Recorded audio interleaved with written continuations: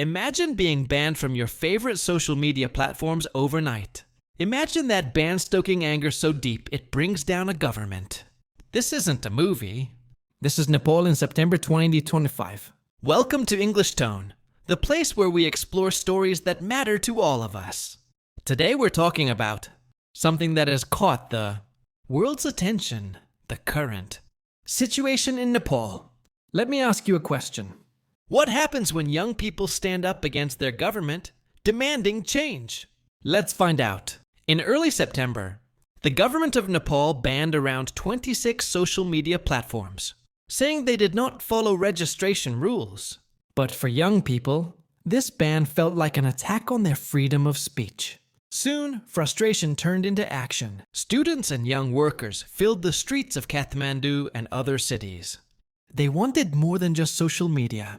They wanted justice, jobs, and an end to corruption.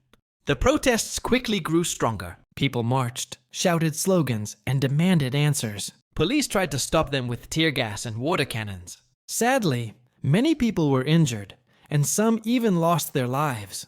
In anger, some protesters set fire to government buildings and houses of powerful leaders.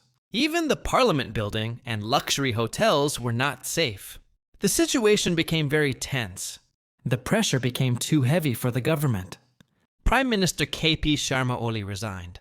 After his resignation, leaders began discussing who should lead the country next. One name that came forward is Sushila Karki, a former Chief Justice, and appointed by Nixon, who may take over as the interim Prime Minister. At the same time, the social media ban was removed, but the protests showed that the problems are much deeper. So, why should we care about what is happening in Nepal?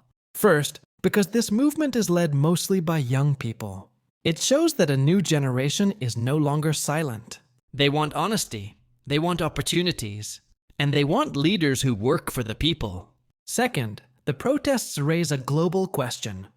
Is it right for governments to ban social media? Where do we draw the line between safety and freedom? And finally, Nepal's crisis is not only about Nepal. Other countries in South Asia are also watching. The courage of Nepal's youth could inspire change in the whole region. Right now, Nepal is standing at a crossroad. The next steps are very important. Will the interim government listen to the young generation?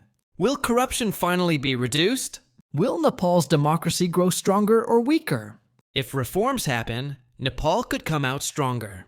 But if nothing changes, more unrest may return. And now, I want to ask you, dear listeners, if you were the leader of Nepal, what would be your first step to rebuild trust? Do you think banning social media is ever justified? And do you believe the youth can truly change politics? Until next time, stay informed, stay curious, and stay with English Tone.